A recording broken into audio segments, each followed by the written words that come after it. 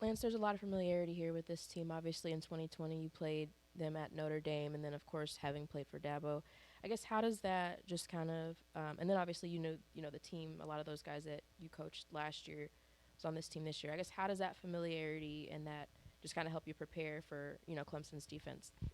Yeah, we actually played them twice in 2020. We played them in South Bend, and then we also played them in the ACC championship. So, Dabo was my position coach at Alabama for my first 2 years, and know those guys well. But this is, different game. We're a different team, completely different. On both sides of the ball. And so, to me, it's a different test. They're playing really well right now. They play great at home, which we know about their home game win streak, and their defense is one of the top in the country, which they always are.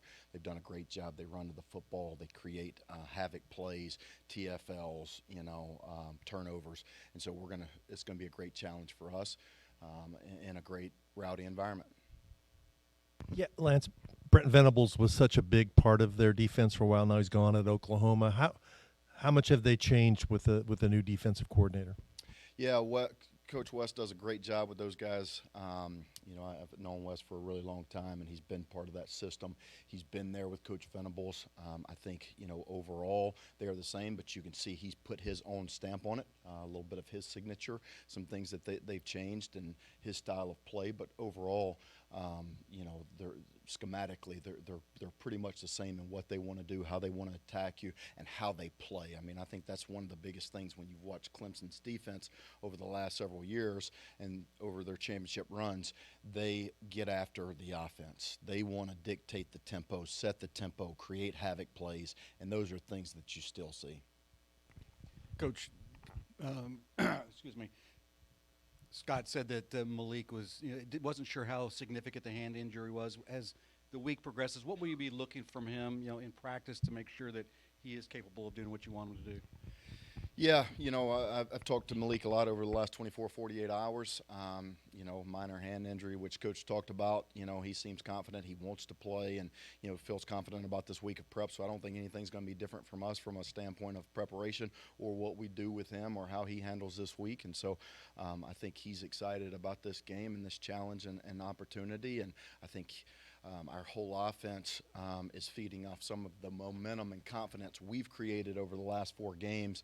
I mean, you look at us offensively, we've been really balanced, run and pass, but I think some of the things that we have improved on over the last 4 weeks have been turnovers and penalties. Those have gone way down. We've also been really good at first and second down efficiency, which has helped us stay on track. Coach Satt talked about that, staying on track, staying ahead of the change, not getting behind the sticks. And then third and short and medium. And so that has allowed us to have some success and create some consistency on offense. And so this is another great opportunity against a great defense, a nationally ranked team, to go put it on display again.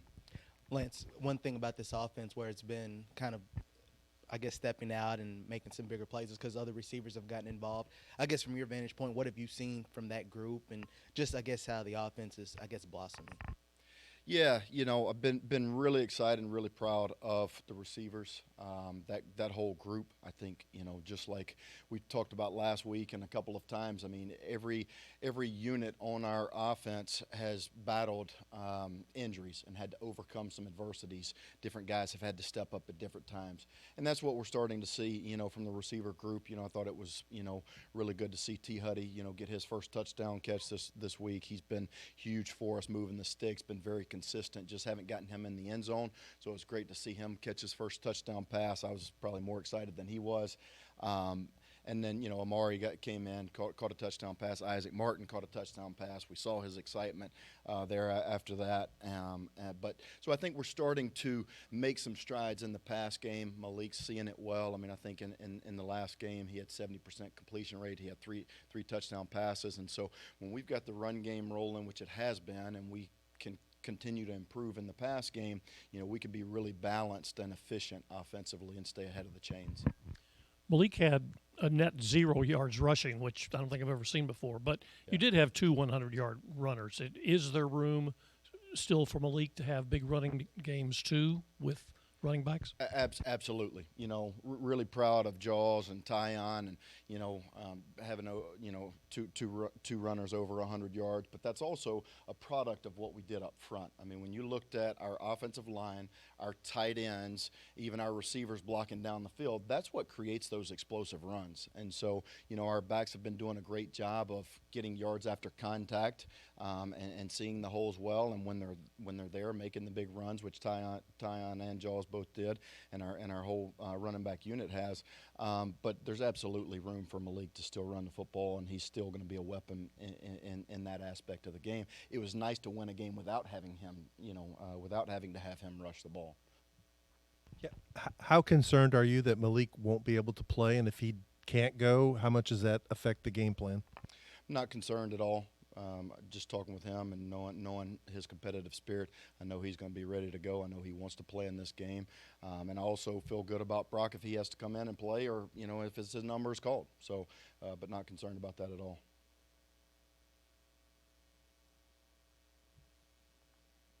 The last couple of weeks, you guys haven't really been able to because Luke's been out to rotate the guys up front. How big of a difference does that make when you do get him back, if you get him back this week, to have that extra body to give those guys a little bit of a breather, here or there? Yeah, Jody, we've talked about it the last couple of weeks, and I think it is huge when you can rotate those guys and keep them fresh. But I have been proud of our offensive line unit and how they've continued to keep the standard, and perform at a high level without having those guys to rotate in and being able to keep guys fresh. So I think they've stepped up to the challenge. At this point in the season, you expect them to be in great game shape, which they've shown. And so if they have to play 60, 70 snaps or every snap in the game, they've done a really nice job going to do that. When we're able to get Luke back in, it gives us some freedom and flexibility to move guys around to keep them fresh. But I think those guys have stepped up to the challenge really well and handled that the last couple of weeks.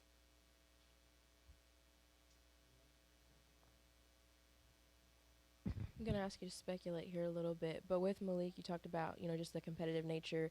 He's mentioned last year's loss to Clemson is something that kind of still haunts him, that he wants to get that revenge for. How much do you think that just plays into just his general will of wanting to play in this game? Yeah, that's a great question, and he, as we all know and we've seen, he is one of the most competitive guys that we have on our roster. And one of the things that I really have enjoyed watching about Malik and this offense and our maturation is the maturity of Malik to know I can't ride the roller coaster of emotions. One of the things that he's talked to our offensive, unit about on the field and even, during practice is never too high, never too low.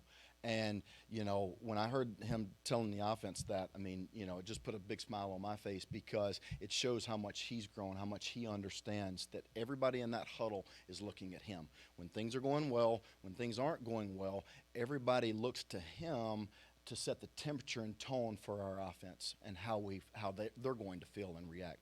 And so I think that's a sign of maturity from him. And hopefully, this game, it's another game. Clemson is the next opponent, and it's the most important game because it is the next one.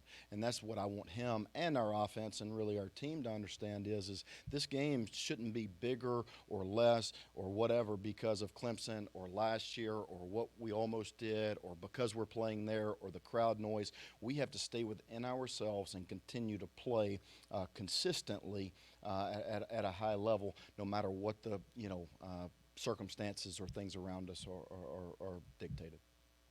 What was the reaction of the team when you see Isaac's, they're watching the film of him scoring the touchdown, the spike and everything. And also, Coach talked about this a little bit, but what it does for the team to have guys like him and Lifson who've, put in years of work, to see it all pay off.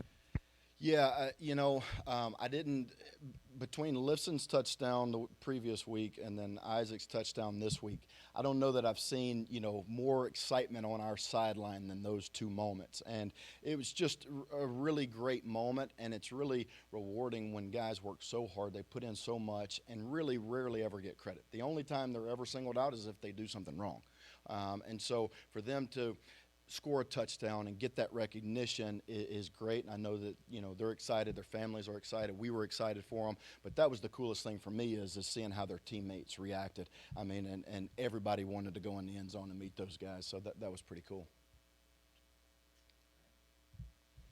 Thanks, guys.